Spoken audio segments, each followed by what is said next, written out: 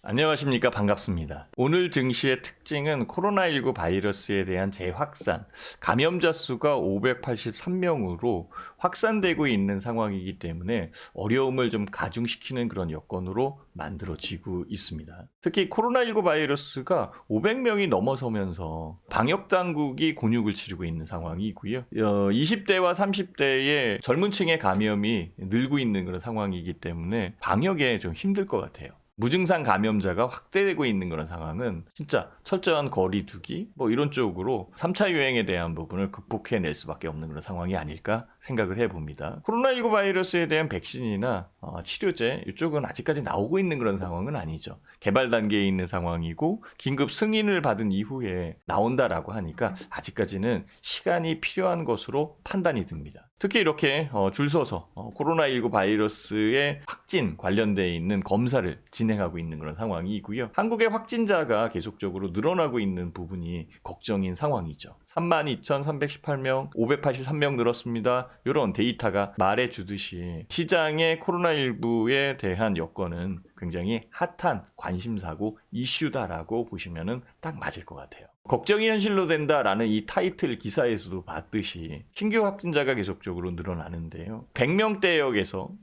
100명 아래에도 있었죠. 이 확진자의 속도가 200명, 300명, 이제는 500명대로 늘어나 있는 그런 상황이기 때문에 거리두기 이외에 아직까지는 방법이 없는 상황이겠죠. 그래서 어제 저녁 때에 밤에 나가 보니까요. 상가들도 많이 닫아 있고 사람들의 움직임도 거의 없는 상황.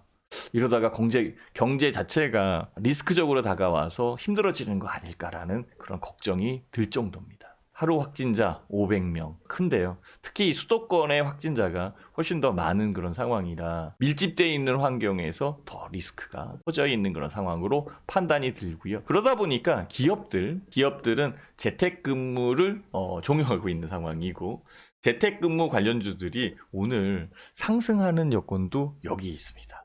빨리 모더나든 파이자든 코로나 백신이 빨리 공급이 됐으면 좋겠는데요. EU에 공급한다라는 그런 얘기가 나오곤 있습니다.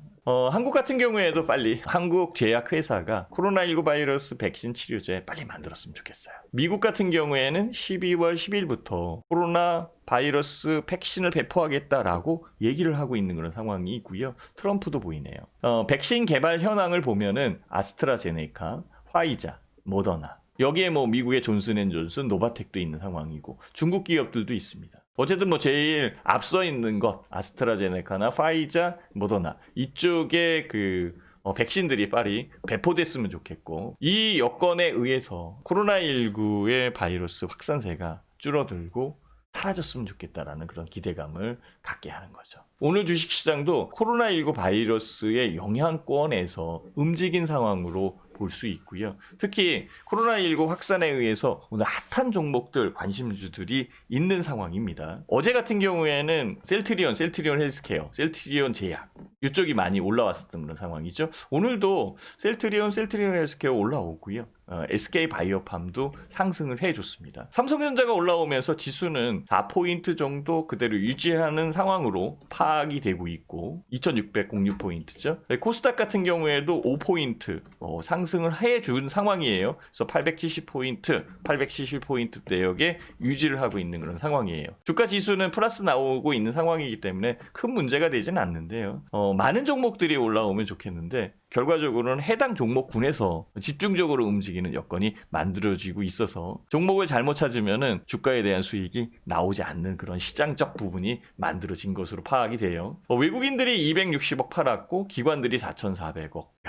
기관들은 계속적으로 팔고 있으니까 더 팔 수 있을까라는 그런 궁금증이 나올 정도인데요. 기관 중에 기금 같은 경우에는 수익이 많이 난 상황이기 때문에 결국은 주가가 올라와서 수익이 난 부분에서 파는 그런 여건이니까 큰 문제가 되진 않고 있고요. 투자인이나 사모펀드 이쪽은 환매에 대한 여건이 꽤 있어요. 돈을 내줘야 되는 입장이기 때문에 팔아야 될 거고, 금융투자는 뭐 계속적으로 팔고 있는 그런 상황인데요. 결과적으로는 기관이 매수를 해줘야 시장이 훨씬 더 안정감이 있지 않을까라고 생각을 할 수 있겠죠. 최근에 주가가 안정되어 있는 상황으로 움직인 것은 외국인의 역할이 굉장히 큽니다. 오늘도 환율이 강세를 보이고 있는 상황이에요. 1105원, 마이너스 3원 정도 되니까 환율이 내렸다라는 것은 원화가 달러보다 강하다라고 보시면 맞는 거죠. 그렇다면 외국인들은 매수가 맞는 거죠. 오늘 코스닥 쪽에서 외국인들이 좀 들어오고 있어서 프로그램 매수도 들어오고 있고, 코스닥이 약간 좀 더 코스피보다는 강한 상황으로 파악이 됩니다.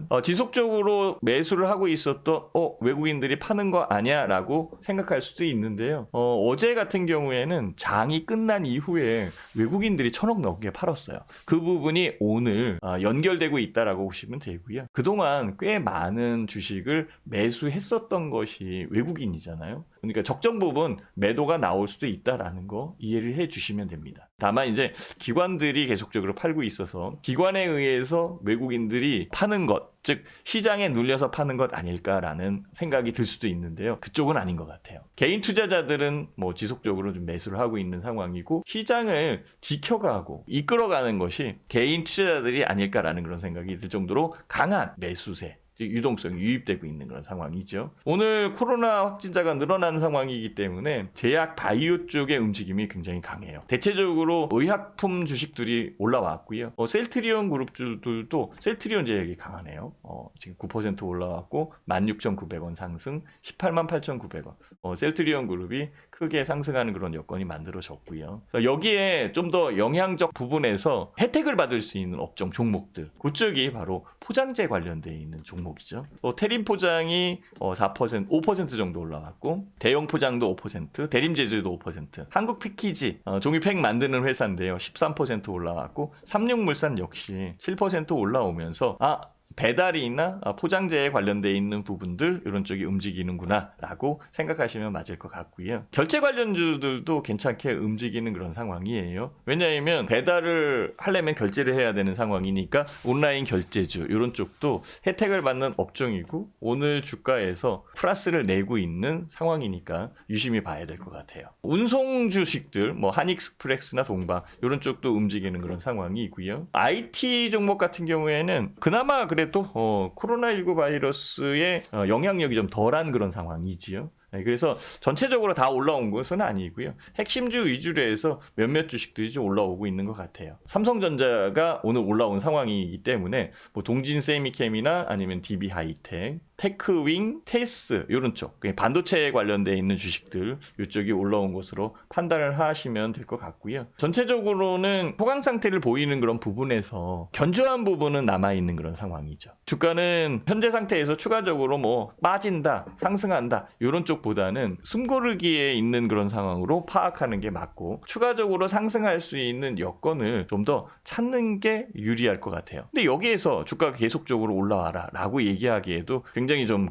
어눌한 부분이 분명히 있어요. 왜냐하면 경제에 대한 부분이 유리하게 작용을 하고, 물론 기업들의 실적이 상승을 해서 주가가 올라온다, 이 부분도 이해가 되고, 여기에서 이제 코로나19 바이러스에 대한 백신, 치료제 이런 쪽이 나오면서 기대감이 작용한 그런 상황이겠죠. 그래서 기대감이 작용한 여건에서 올라온 상황이니까 좀 더 추격을 해도 괜찮겠다라고 생각을 드는데요. 어쨌든 올라온 주식에서는 수익을 챙겨낼 수 있는 공간을 확보하는 것도 굉장히 중요한 부분이다라고 말씀을 드릴 수 있을 것 같아요. 자, 이렇게 오늘 시장의 움직임은 코로나19 바이러스에 의해서 만들어져 있는 상황으로 판단이 들고, 특히 이제 어떤 한 업종과 섹터 이런 쪽이 움직이는 것보다는 거기에 혜택받은 종목과 업종에 수급력이 약간 몰려서 주가가 상승하는 것, 이것으로 파악하는 게 맞는 것 같고, 시장이 플러스 나는 부분은 삼성전자가 800원 플러스네요. 800원 플러스, 뭐 SK하이닉스 같은 경우에도 지금 1,500원, 1,600원 이렇게 시가총액 큰 주식들이 올라오면서 받쳐준 부분은 분명히 있는 것 같아요. 오늘 수급적 동향에서 기관들의 매도가 계속적으로 나오고 나오는지 이 부분을 주의 깊게 봐야 되는 그런 상황이고, 최근에 기관이 매수를 하다가 오늘 매도를 했기 때문에 매도를 다시 하는 것 아니야? 라는 그런 부담감, 불안감이 생길 수도 있는 상황인데요. 이것도 하나의 관전 포인트다라고 보시는 게 맞을 것 같아요. 다만 여기에서 매매를 통해서 수익을 내는 개인 투자자 입장에서 쳐다봤을 때에는 결국은 종목별로 움직일 수밖에 없는 그런 상황이고, 전체 지수, 즉 주가가 상승하는 여건에서 올라왔기 때문에 쫓아간다, 이게 아니라 주가가 내렸기 때문에 판다, 이게 아니라 각각의 종목, 업종 안에서도 움직이는 종목이 있고 안 움직이는 종목이 있듯이 각각의 종목에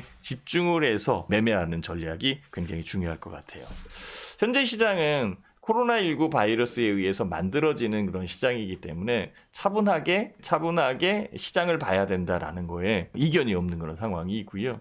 주가가 올라왔으면은 수익을 챙겨내도 됩니다. 그렇죠? 수익을 챙겨내야 맛이다라고 이렇게 얘기를 하잖아요. 그리고 내려오면 재차 매수할 수 있는 매수 타이밍을 잡는 게 유리하지 않을까라고 생각을 하고 있고요. 전략적으로는 뭐 차곡차곡 쌓아가는 그런 전략이 훨씬 더 유리하니 급등주를 따라잡기보다는 실적을 보고 실적에 의해서 발현될 수 있는 종목들을 선별하는 게 유리하겠죠.